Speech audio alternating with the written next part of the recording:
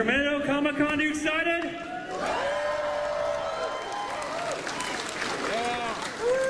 My name's Tony Kim. I'm so excited to introduce this panel to you guys. Hey, let's just go back. Any fans of T.J. Hooker?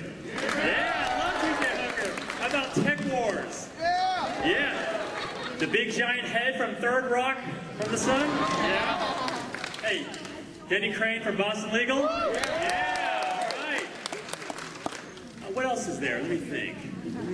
Oh yeah, there was a little show decades ago about a crew in a ship. Star Trek, anybody? Yeah!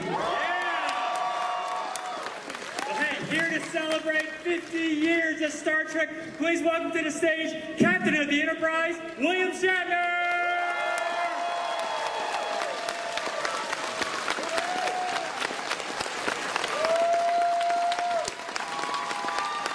Thank you. My God. Look at all these people. They're from Sacramento. Most of Sacramento's here, for goodness sake. So it was just a few weeks ago, I was at the Indian Casino north of Sacramento.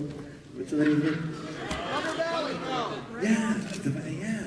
I mean, there's no place to stay. You got to drive up from here, drive there, go and see the amusement, which I was one. And then you drive back. That's incredible. What a commitment of time. And then I'm so pleased. So I was there recently with a one-man show. I did a one-man show on Broadway some years ago, a while ago. And I've been touring. And then went on to Broadway. Well, actually, let me warm you up by telling you the story of the one-man show. A one-man show is like, I mean, it's difficult to spend 2 hours on stage trying to entertain people. I mean, dancing girls and bands and flares and flames and music would be very helpful. But to be on stage by yourself, talking to somebody, trying to amuse them, very difficult. So I never had the courage to do that. But somebody in Australia asked me, and I thought, if I fail in Australia, who will know? So I went down to Australia and I put together some material and they liked it. So I toured all of Australia. And then Canada said, would I tour Canada? So I rewrote the show and I toured Canada. I got to Toronto and they said, would you like to come to Broadway?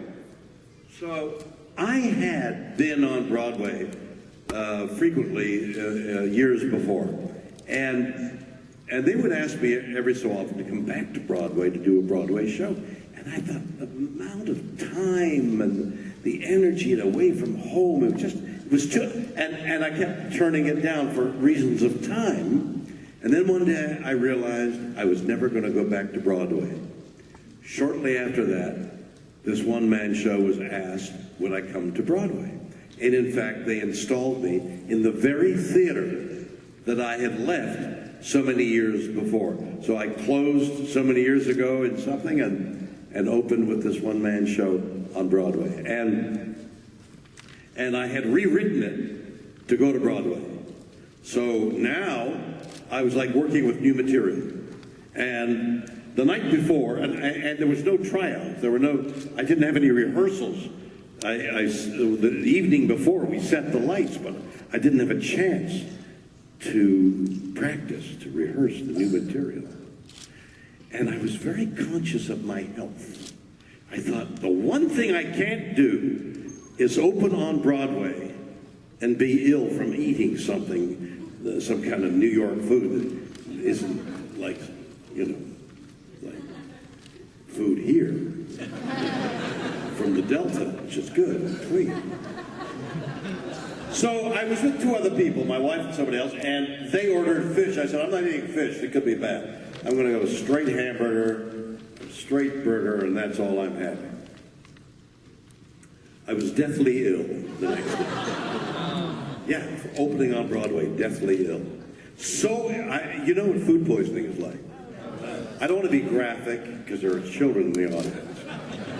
but you dare not leave the bathroom more than 3 feet radius, okay?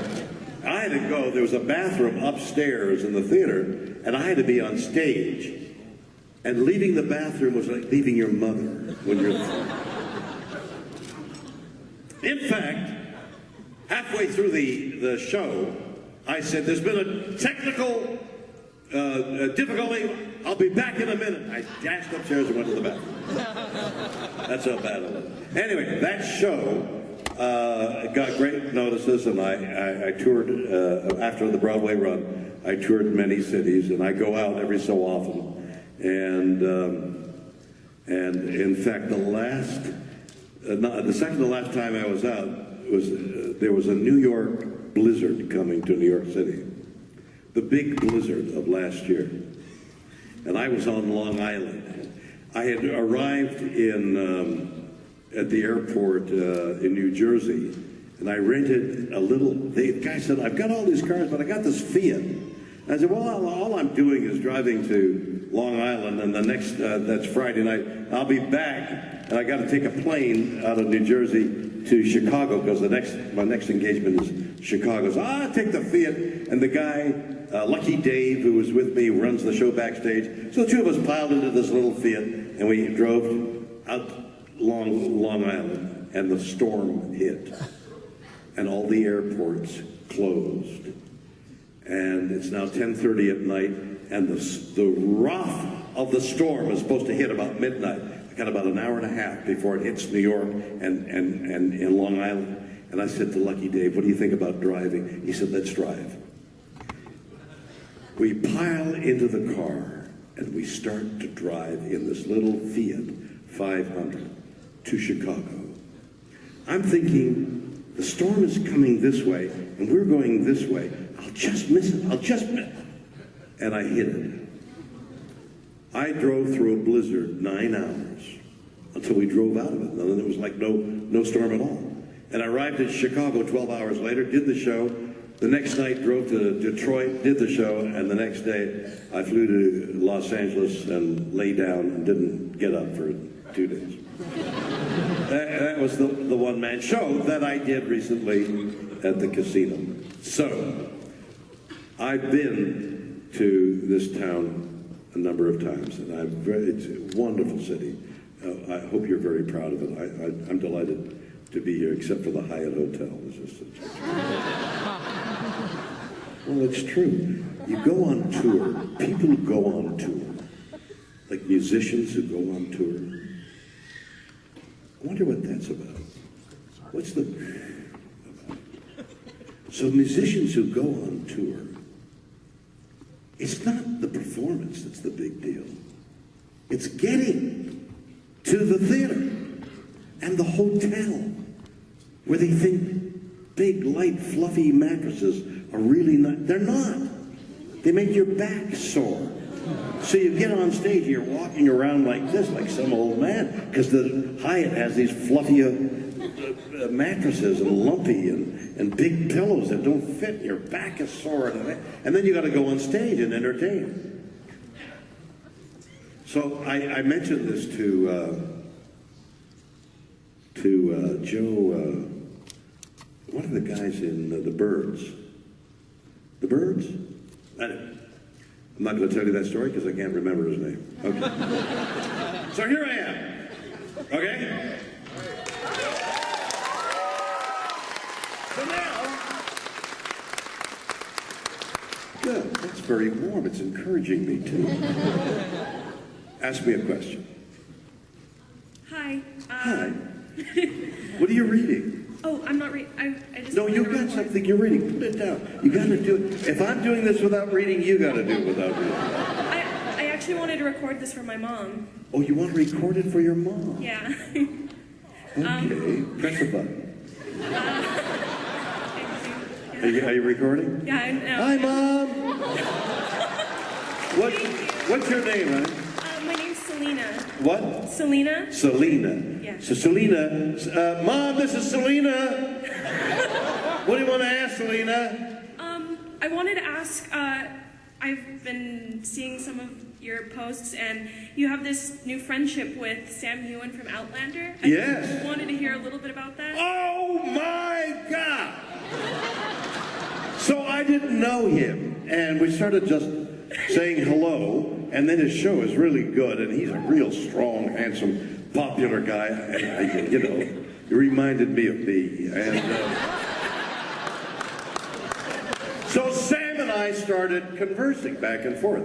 Now, I've been doing a lot of tweeting because it's friendly and because it's nice, but also because I run a charity. I run a charity. It's a horse show, but it's a charity horse show, and all the funds that we make with the horses, and then we have a party on the Saturday night of a 5-day horse show. It's called the Hollywood Charity Horse Show, and I've been doing it for 30 years. Just as somebody who works with me, and that person has changed over the years, and me put on this very large